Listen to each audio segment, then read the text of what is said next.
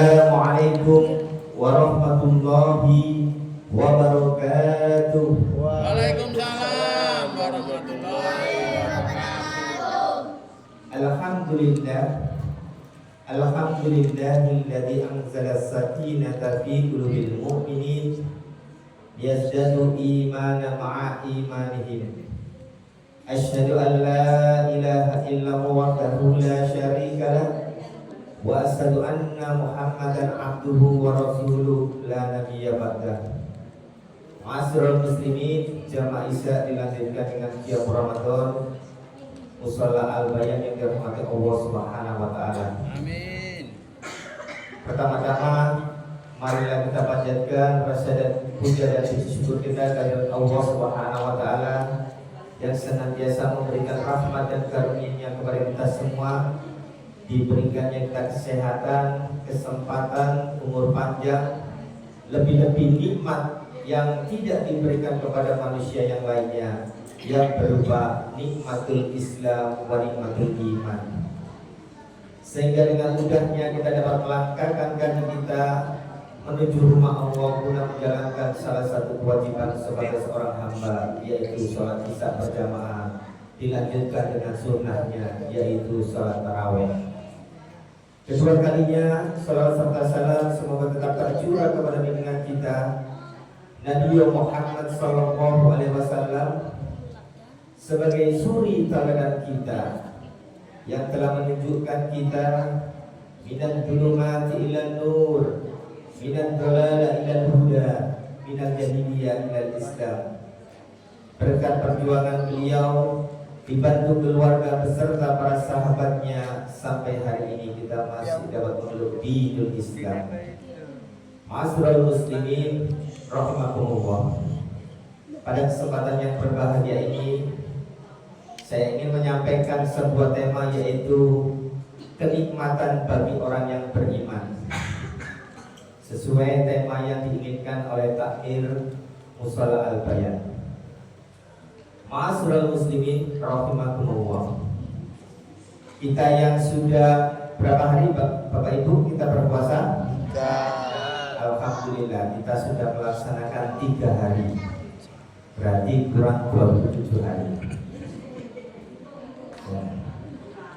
Ini mungkin terasa bagi kita mungkin biasa, tetapi bagi orang yang tidak beriman, jangankan 3 hari, 1 hari saja untuk berpuasa bagi orang yang tidak memiliki keimanan, meskipun kerjanya di bawah AC, tidak tersengat panas matahari, belum tentu dia berpuasa. Karena puasa itu adalah panggilan tentang keimanan, bukan berapa gagahnya seseorang, betapa kuatnya seseorang, tetapi keimanan itu adalah ada yang tertancap dalam diri kita, dan itu akan terpanggil ketika kita mendapatkan perintah dari Allah Subhanahu wa taala. Maka akan kita dapatkan kenikmatan, dan semuanya sudah merasakan bagaimana ketika azan maghrib berkumandang, kemudian kita menikmati seteguk air, baik itu air putih ataukah air manis, terasa begitu nikmat. Yaitu yang didapatkan lis-shaimi farhatani. Yang pertama itu sudah kita dapatkan, yaitu indal iftar, ketika kita berbuka. Saya yakin semua jamaah yang berpuasa akan merasakan kenikmatan ketika berbuka puasa. Dan satu kenikmatan lagi yang nanti akan menghilangkan seluruh kenikmatan yang ada di alam semesta, yaitu inda liqa'i rabbi, ketika berjumpa dengan Tuhannya. Maka kenikmatan itu tiada taranya. Nikmat apapun yang Allah berikan kepada manusia, ketika mendapati berjumpa dengan Allah, maka itu adalah kenikmatan yang luar biasa dibandingkan dengan kenikmatan yang lainnya. Maka mari kita jaga kenikmatan iman, Karena memang iman ini tidak Allah titipkan kepada semua orang. Kalau ada 200 juta penduduk Indonesia yang ber-KTP Islam, saya ingin tanya, yang berpuasa kira-kira berapa Bapak Ibu? Ada sampai 200 juta yang berpuasa? Ya, saya yakin tidak. Kenapa? Karena banyak warung-warung yang berkerudung itu masih banyak motor, banyak kaki. Ya, itu berarti menunjukkan ternyata tidak semua orang Islam itu berpuasa. Tapi orang yang beriman akan terpanggil ketika diperintah oleh Allah Subhanahu wa taala dengan firman-Nya, A'udzubillahi minasyaitonirrajim. Ya ayyuhalladzina amanu kutiba alaikumusiyam kama kutiba alal ladzina min qablikum la'allakum tattaqun. Wahai orang-orang yang beriman, telah diwajibkan kepada kalian berpuasa sebagaimana orang-orang terdahulu, generasi terdahulu mereka juga berpuasa. La'allakum tattaqun, agar kalian mendapatkan ketakwaan. Maka mari kita semua untuk mendapatkan wajadah halawatul iman, untuk mendapatkan keimanan yang ada dalam diri kita, sehingga Allah Subhanahu wa taala memberikan balasan yang Allah telah janjikan. Bagi orang-orang yang beriman, Allah berikan janji yang pertama, yaitu mendapatkan perwalian dari Allah. Allah akan menjadi walinya, Allah akan menjadi penolongnya bagi orang-orang yang beriman. Sebagaimana firman Allah Subhanahu wa taala di dalam Quran surah Al-Baqarah ayat 257, Allah Subhanahu wa taala berfirman, A'udzubillahi minasyaitonirrajim. Allahu waliyyul ladzina amanu yukhrijuhum minadh dhulumati ilan nur. Allah lah yang memberikan perwalian, menjadi penolong orang-orang yang beriman. Yukhrijuhum minadh dhulumat, mengeluarkan dari kegelapan, ilan nur, kepada cahaya. Maka ini menjadi dalil kuat bagi kita bahwa ketika kita beriman kepada Allah Subhanahu wa taala, Allah pasti akan menolong kita. Allah akan menjadi wali kita. Berapapun banyak manusia yang akan menjerumuskan kita, menjahati kita, tetapi ketika Allah menjadi wali kita, maka insya Allah kita akan selamat. Yang kedua yaitu bahwa Allah akan berikan kehidupan yang baik di dunia maupun di akhirat. Sebagaimana firman Allah Subhanahu wa taala di dalam Quran surah An-Nahl ayat 97, Allah Subhanahu wa taala berfirman, A'udzubillahi minasyaitonirrajim. Man 'amila sholihan min dzakarin aw unsa, barang siapa yang beramal soleh dari laki-laki maupun perempuan, falanuhyiyannahu hayatan thayyibah, maka kami berikan kepadanya kehidupan yang baik. Di situ Allah memberikan janji, falanuhyiyannahu hayatan thayyibah, pasti kata Allah akan kami berikan kehidupan yang baik, baik di dunia maupun di akhirat. Maka ketika kita beriman kepada Allah Subhanahu wa taala, yakinlah jaminan kehidupan kebahagiaan di dunia pasti, dan di akhirat kita akan mendapatkan surganya.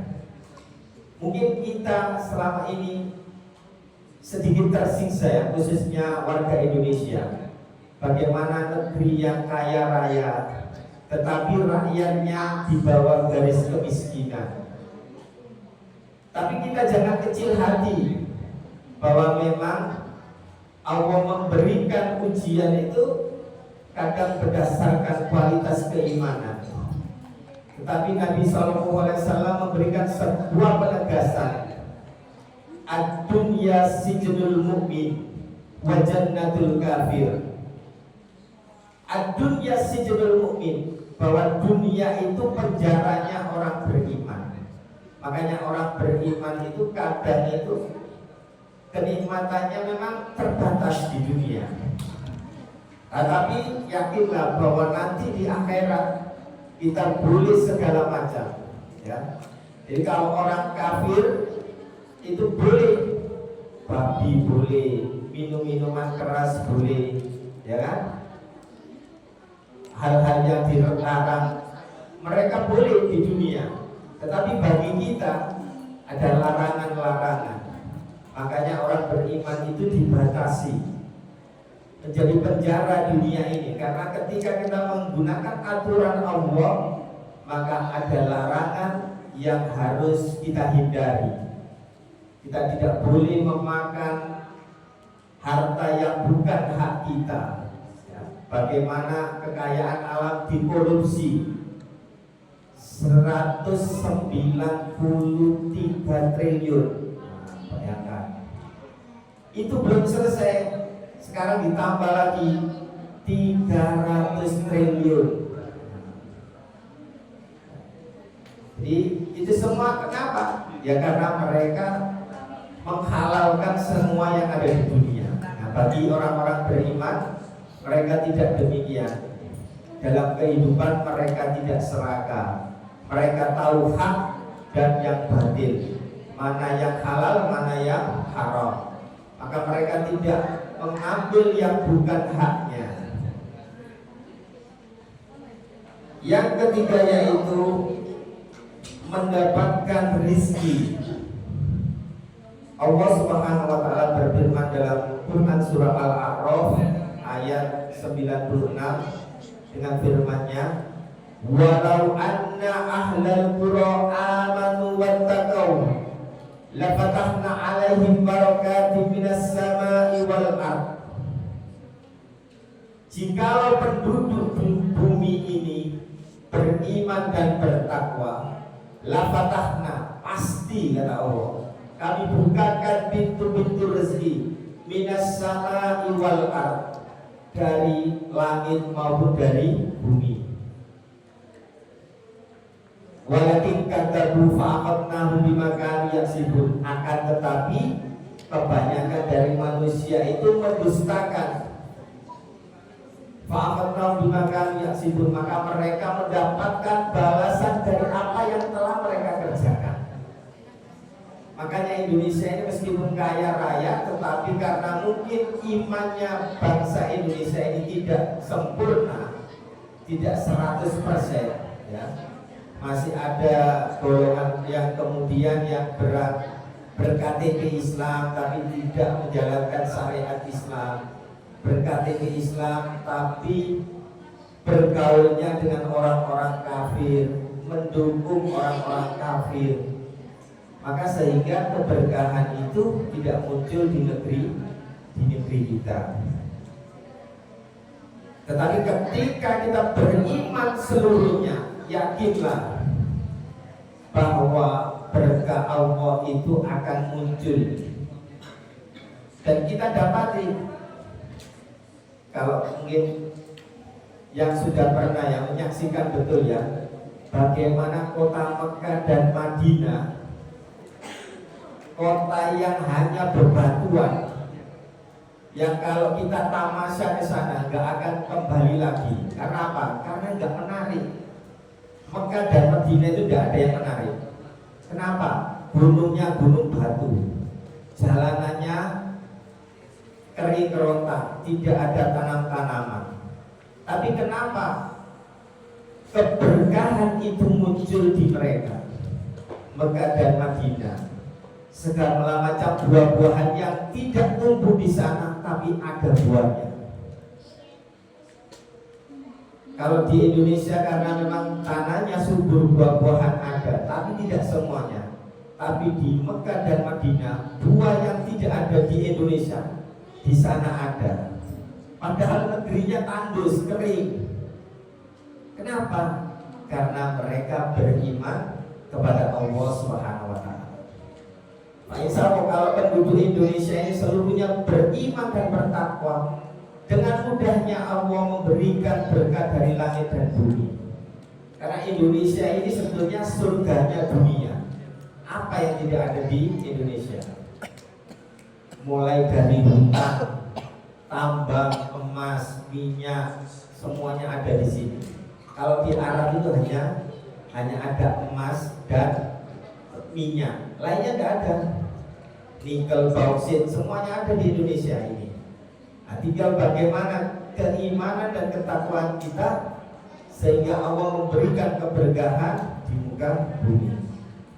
Dan yang kelima, yang terakhir, yaitu bahwa kita akan dimudahkan hisabnya. Kita akan dijadikan husnul khotimah. Sebagaimana firman Allah Subhanahu wa Ta'ala, fa'amma man utiya kitabahu biyaminihi fasawfa yuhasabu hisaban yasira wa yanqalibu ila ahlihi masrura. Dan adapun orang-orang yang diberikan kitabnya dengan tangan kanan, fasawfa yuhasabu hisaban yasira, dia akan dimudahkan hisabnya. Jadi orang-orang yang beriman nanti akan diberikan kitab dengan tangannya.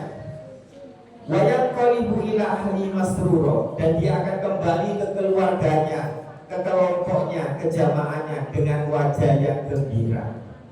Jadi yakinlah nanti ketika kita beriman kepada Allah Subhanahu wa Ta'ala, maka akan diberikan kitab catatan kehidupan kita dengan tangan kanan, dan kita akan berjumpa dengan jamaah Al-Bayan ini dengan gembira, dengan bahagia.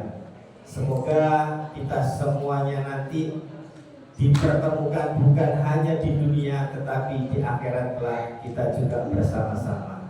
Semoga keimanan ini kita pegang erat-erat sampai akhir hayat kita, sehingga kita menjadi hamba-hamba yang beriman dan bertakwa kepada Allah Subhanahu wa Ta'ala. Demikian tausiah yang bisa saya sampaikan. Semoga ada guna dan faedahnya bagi saya pribadi dan jamaah pada umumnya. Aku qouli hadza wa astaghfiruhu nasrul wa barakatuh wa basyiril mu'minin. Wassalamualaikum warahmatullahi wabarakatuh.